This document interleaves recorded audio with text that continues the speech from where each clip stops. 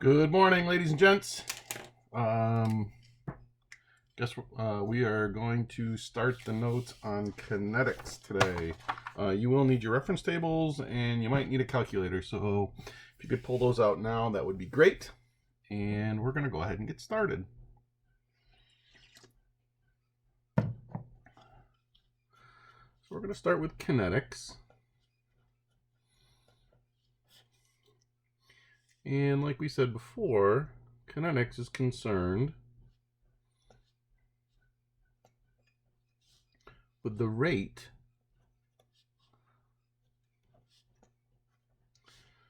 of a chemical reaction and the mechanism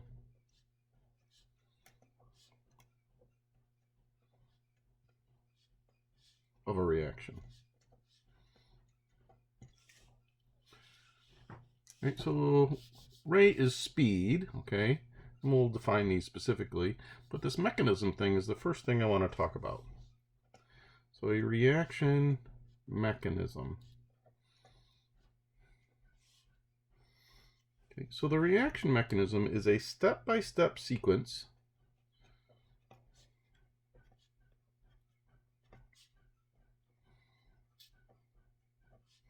of events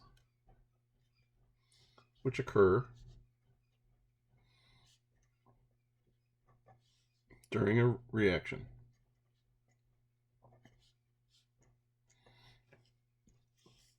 So there's an order of events that has to happen for a reaction to occur, and they have to go in order, and you can't skip steps either in general, all right?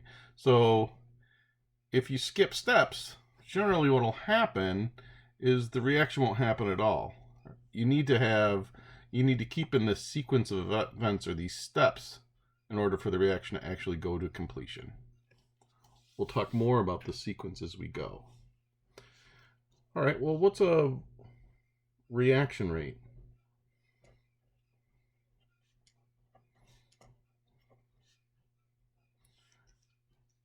It's actually the velocity at which a reaction occurs.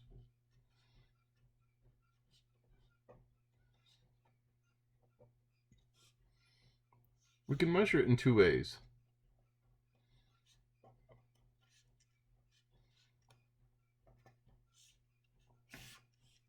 Let's say we have this general reaction, A plus B going to AB. There are two ways to measure this rate. First thing we can do is we can measure how fast the reactants are used up.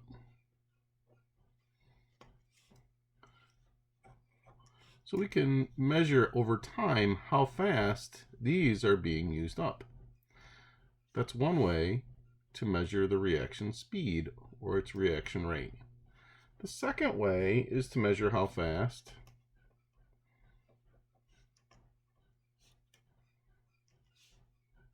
the products are formed. Initially, at the beginning of the reaction, there's none of this. As the reaction goes on, we make more and more and more and more of the product, so we can measure how fast this is produced. Right, so these are the two ways in general that we measure reaction rate. Excuse me.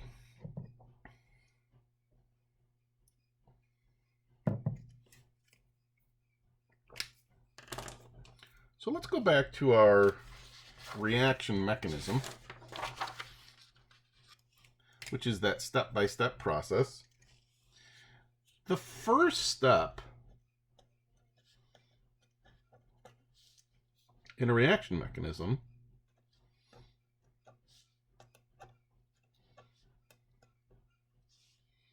in the first step of a reaction mechanism, the reactants must collide.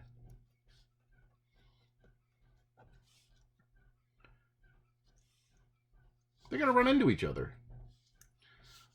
So if we have that A plus B going to AB, If my reactants never touch, they will never produce A and B.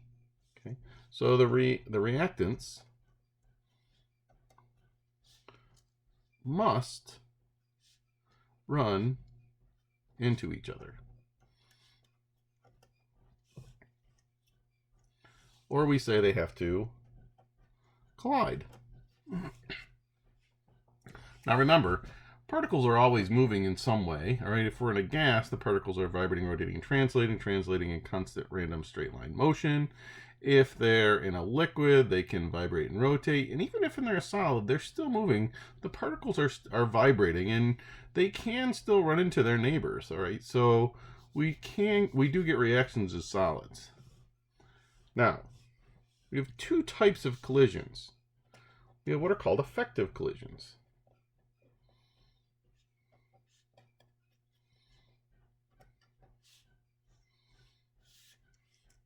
There are two parts of an effective collision. One, the reactants must collide in the correct orientation.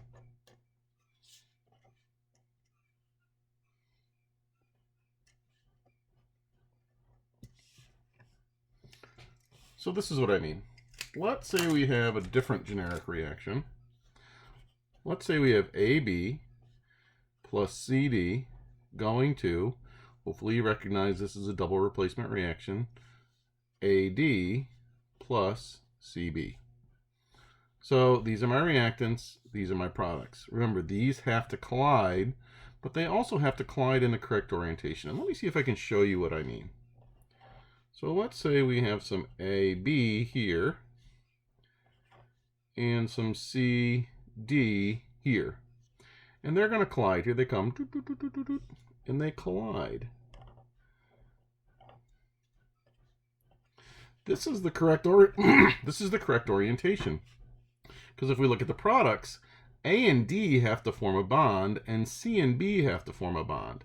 All right, so as this guy comes in, okay, he collides, and he has collided in the correct orientation, and this reaction can take place. Well, what if it comes in like this?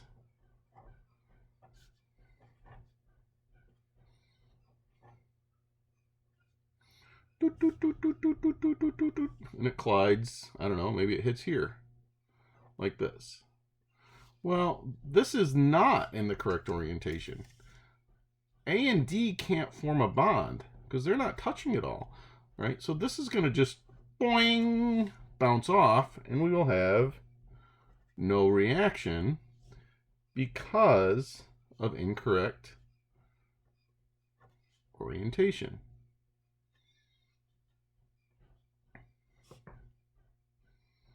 This is called an ineffective collision. An ineffective collision. So we have to have this proper orientation.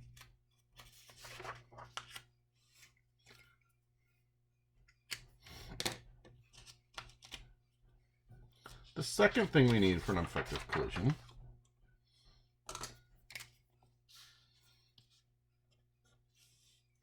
is we must have enough energy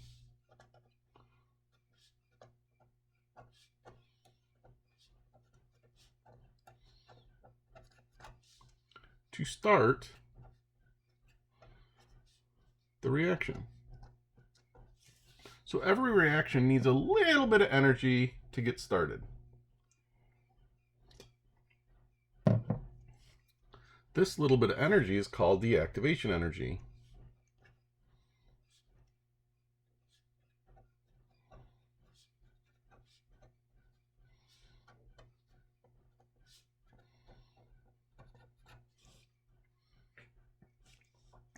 All right, let's define that activation energy and talk about it a little bit more.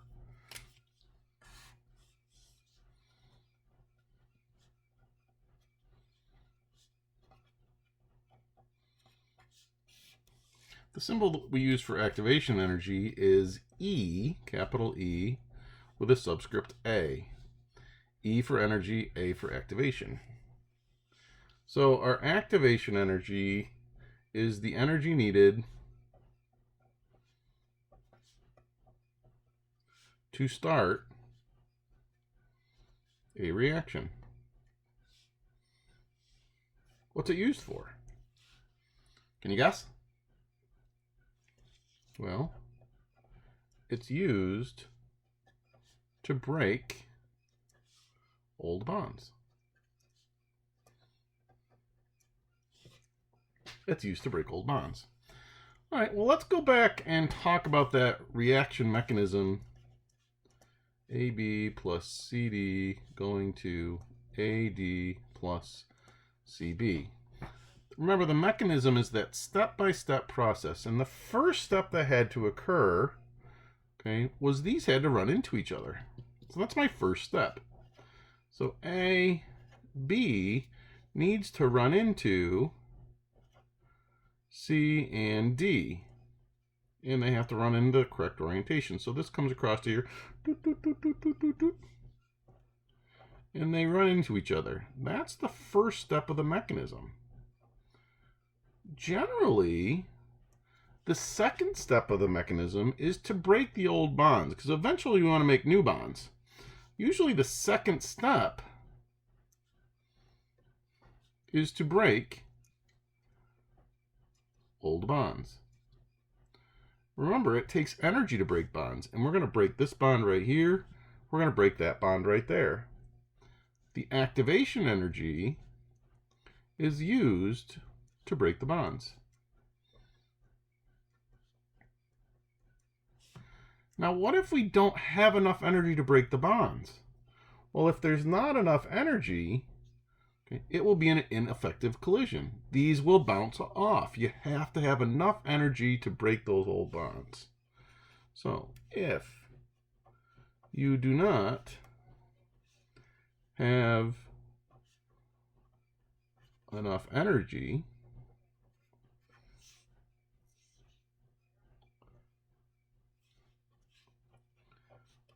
the old bonds cannot be broken.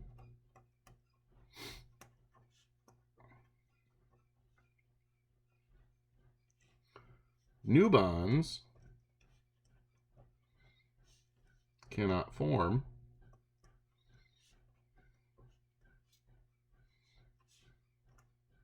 There is no reaction, and we get an ineffective collision.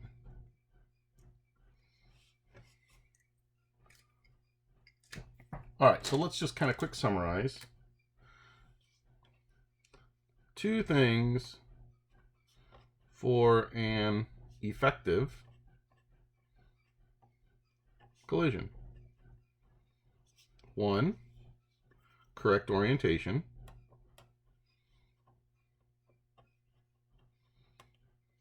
Two, correct amount of activation energy. This is going to be important. In fact, effective collisions are the basis, really, of kinetics. We're going to be looking at the number of effective collisions, and the more effective collisions we have, the faster the reaction will go. Good.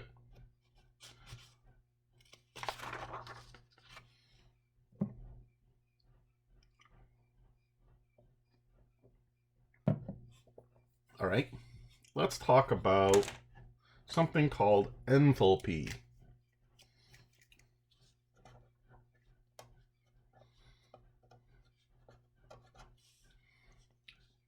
Or the enthalpy of reaction. This is also called the delta H. Remember, delta means change in, and H is really heat. So this is change in heat. Enthalpy is also called the heat of reaction. Now, what is the enthalpy of the reaction, or the change in the delta H, or the heat of reaction? What does it tell us? It tells us if a reaction gains or loses heat, or we could say energy. So it looks at the reaction, and we look at it, and it will the delta H will tell us that energy is gained during the reaction or energy is lost during the reaction. The difference between the potential energy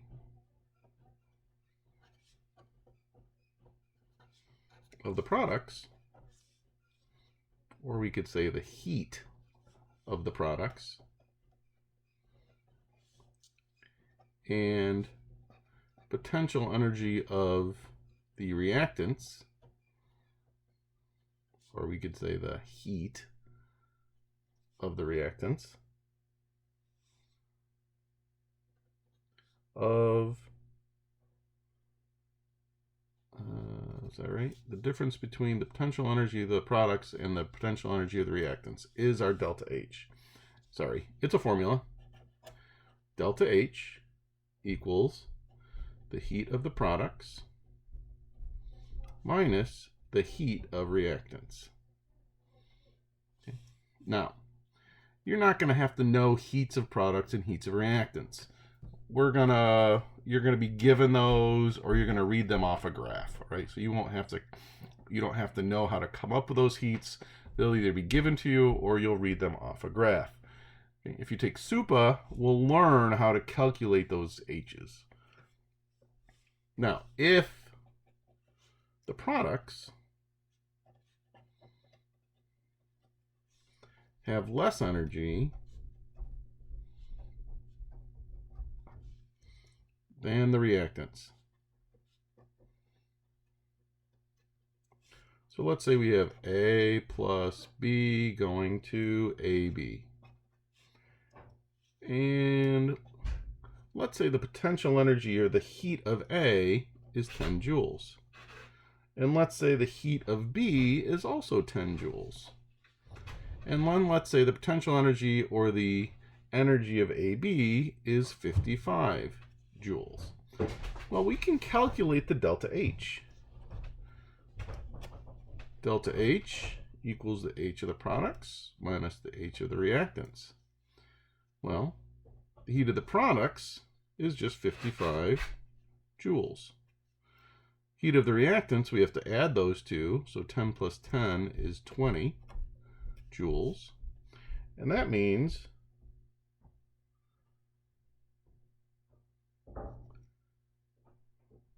we get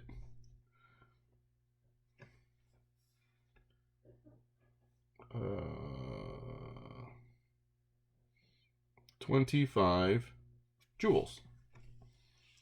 A positive 25 joules. Well, this positive sign means something.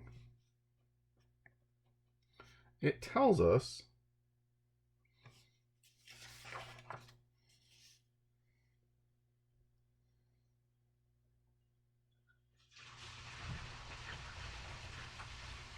energy is absorbed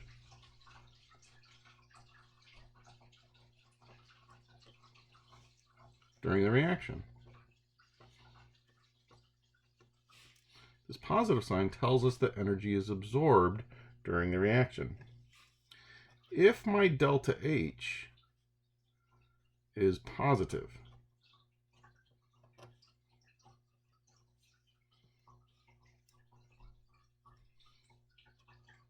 the heat or energy is absorbed into the products. So what I'm saying is some of this energy is absorbed into the product to make this. It needs energy to make A and B, or AB.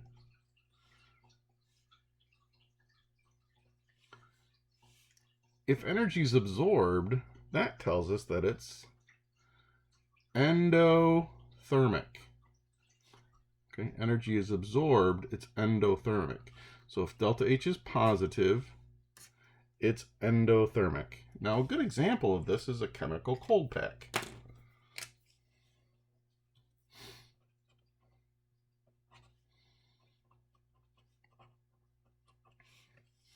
How many of you have gotten hurt?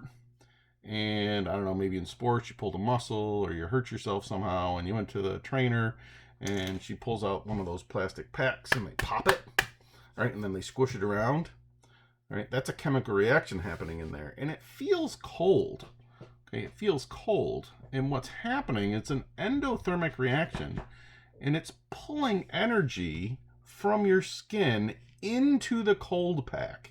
I know that sounds weird, that if you absorb energy, you would think the temperature would go up. But that's not what's happening. We absorb energy, and it feels cold. Okay? So the chemical cold pack is absorbing energy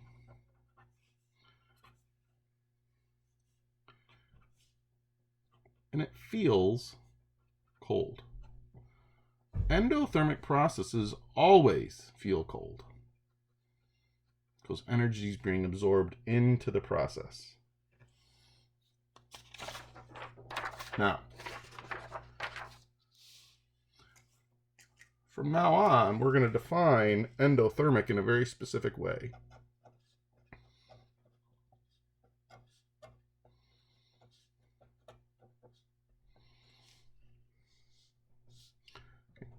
If it's endothermic, the products have more potential energy than the reactants. That's how we define endothermic. Products have more potential energy than the reactants. Okay. If that's true, we know that energy is absorbed.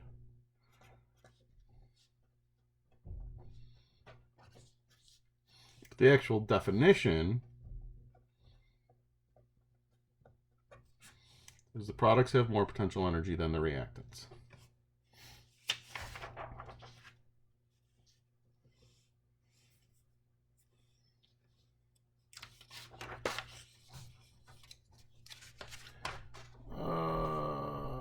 Let's go back here because I messed up. I think I did.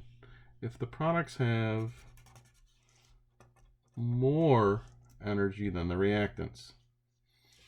Okay. If the products have more energy than the reactants. So go back and change that. All right. So if the products have more energy than the reactants. Sorry about that. Now we're going to do the opposite. Now we're going to talk about the products have less energy than the reactants.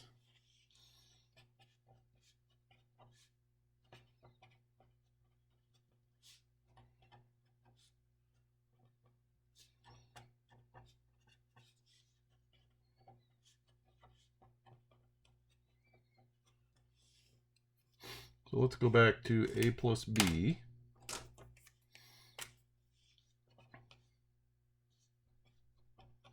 Going to AB. And this time, let's say that this has 30 joules. This one has 20 joules. And then our product only has, 10 joules. Well, remember, delta H is equal to the heat of the products minus the heat of the reactants. So in this case, the heat of our products are 10 joules. The heat of our reactants are 50 joules. So in this case, we get a negative 40 joules. This negative sign tells us, the negative sign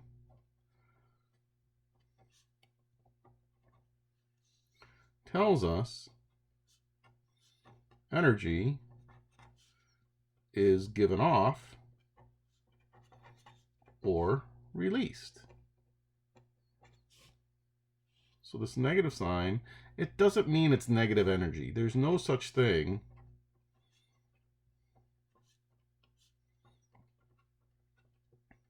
is negative energy. It's just telling us that energy is given off. If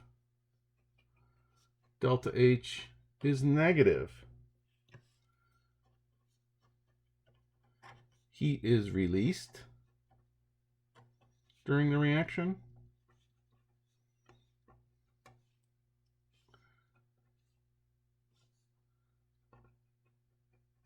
And it's exothermic.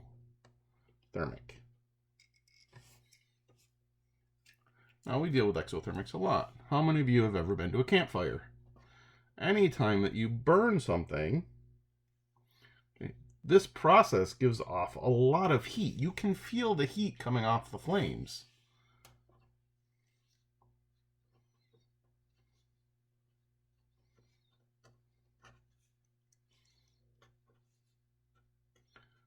If you can feel that heat, if it feels hot, it's exothermic. So exothermics always feel hot. Endos feel cold, exos feel hot. Endos feel cold, exos feel hot. Now, we define exothermic in terms of potential energy.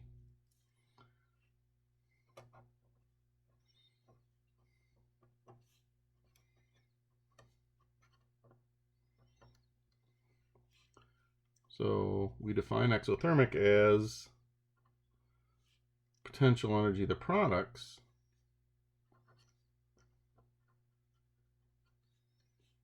is less than the potential energy of the reactants.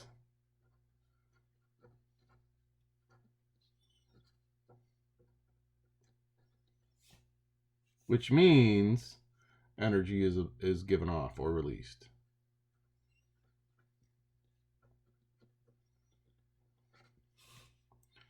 Okay, but the definition of exothermic is potential energy of the products is less than the potential energy of the reactants. If that is true, energy is going to be released during the reaction. And we're going to spend some time with this too.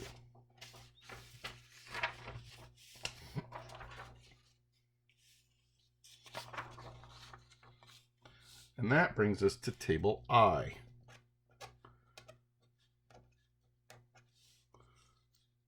Which are a list of equations and their heat of reaction. It looks pretty complicated. Here it is. This is a table I.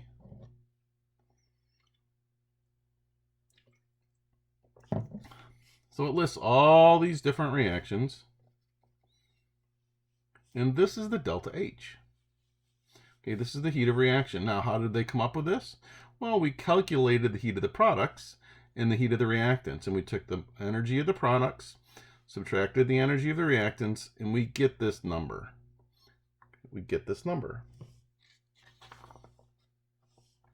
Now, I want you to read something down here, and I want you to highlight it. Okay, the delta H values are based on molar quantities represented in the equation.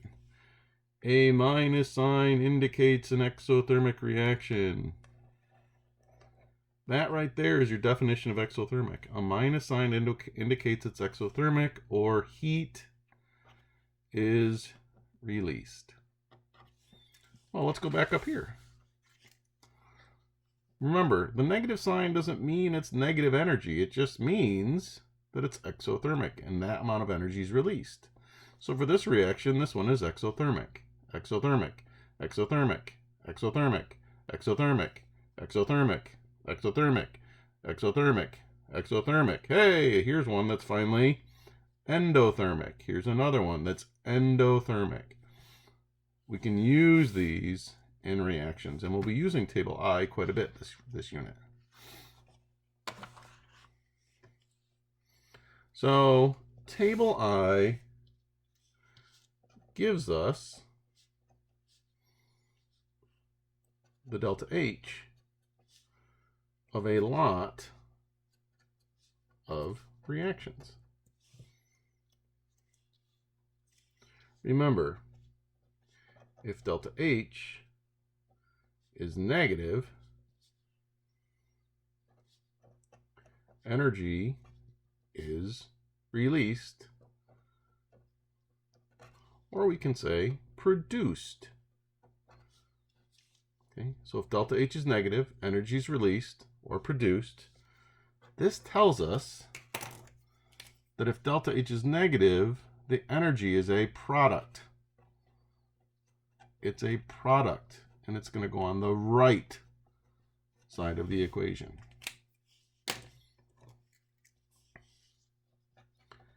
If delta H is positive,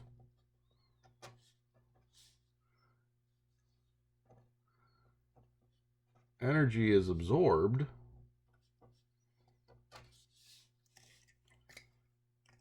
In other words, the energy is needed for the reaction to happen. So if it's positive, it's a reactant. And it's going to be placed on the left.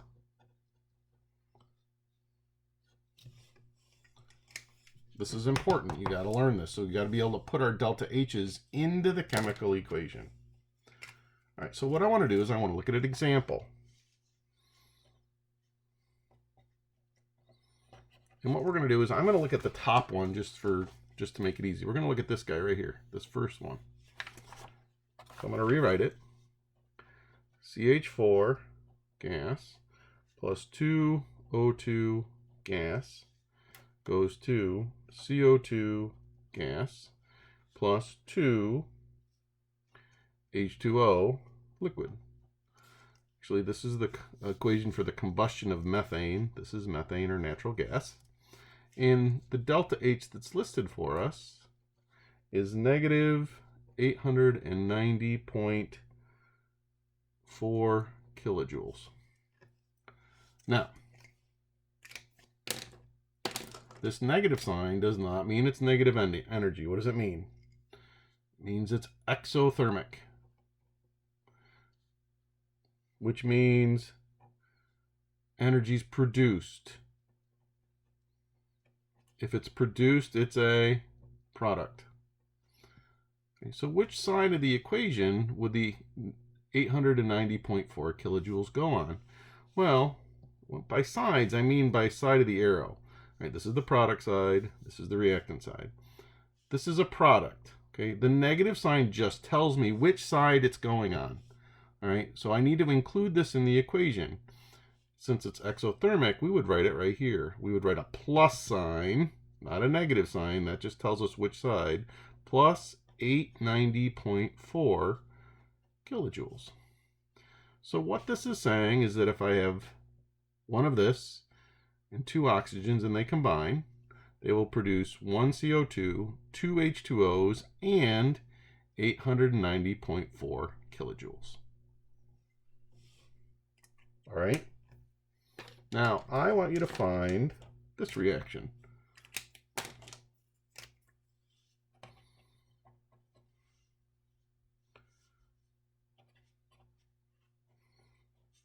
Two C solid plus 3 H2 gas produces C2H6, that's a 2, gas. Okay, find it on table I, and I want you to look up its delta H.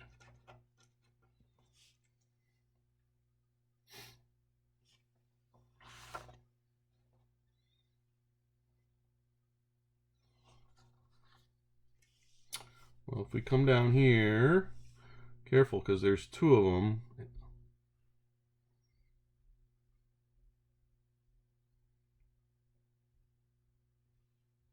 And this is the one that we're looking at right here. And its delta H is negative 84 kilojoules.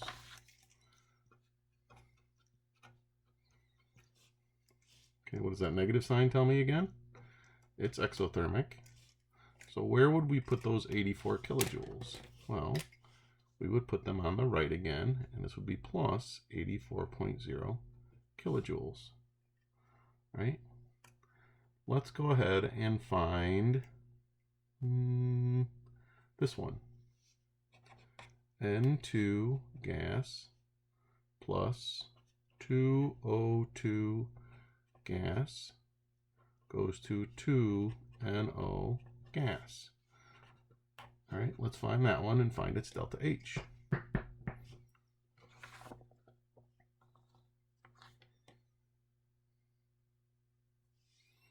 N2 gas, again, you got to be careful, plus 2 O2 gas, is that what we wrote? Yep. Goes to 2 NO2 gas. Well, the delta H is positive 66.4 kilojoules. Now, where does that positive sign mean? It's endothermic. So we need 66.4 kilojoules for the reaction to occur.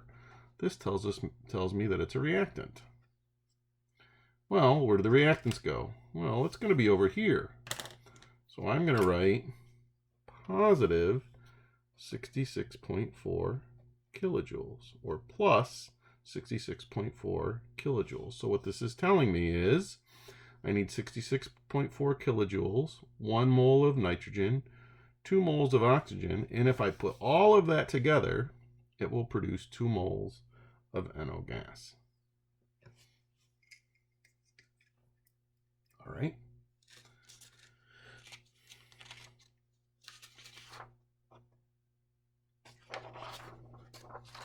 One more little thing.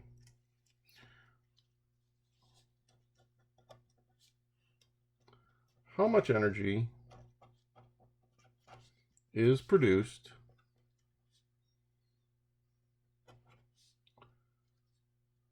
in this reaction?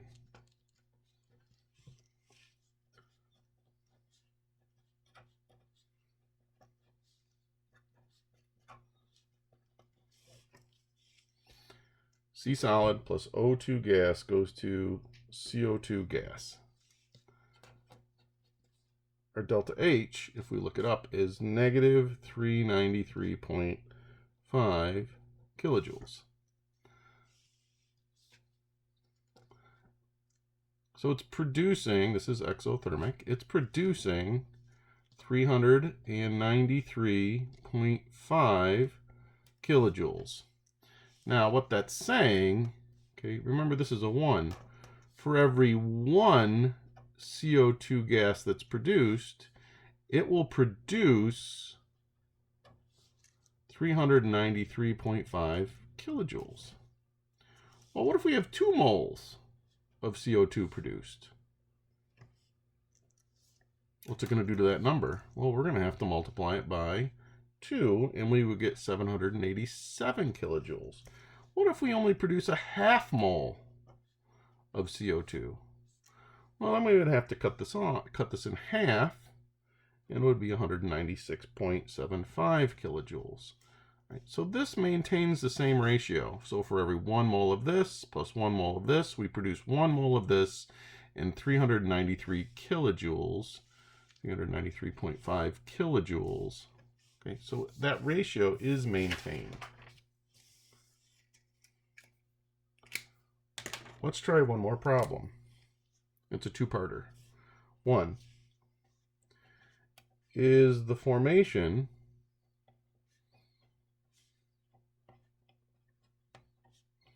of HI endo or exothermic?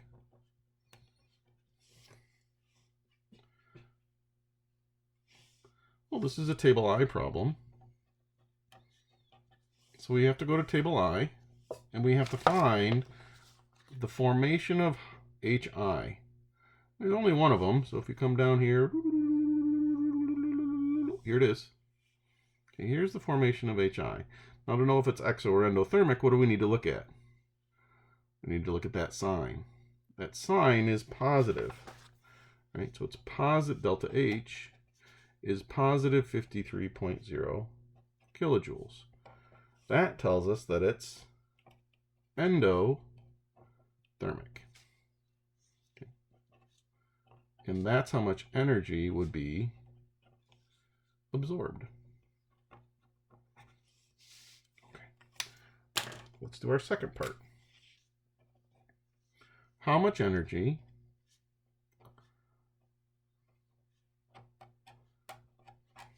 is absorbed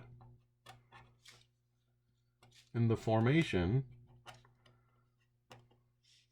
of 4.7 moles of HI.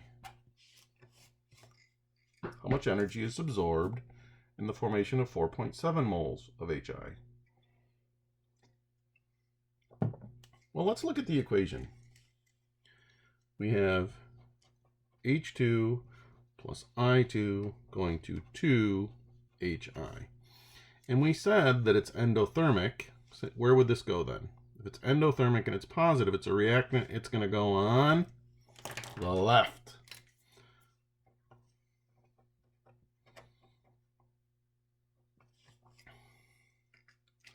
So what this is saying is for every 2 moles of HI, we need 53.0 kilojoules. Well, I don't care about 2 moles of HI, though. What do I care about? I care about 4.7 moles. So how am I going to do that?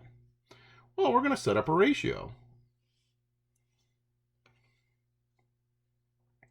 2 moles of HI over 4.7 moles of HI equals 53.0 kilojoules over X.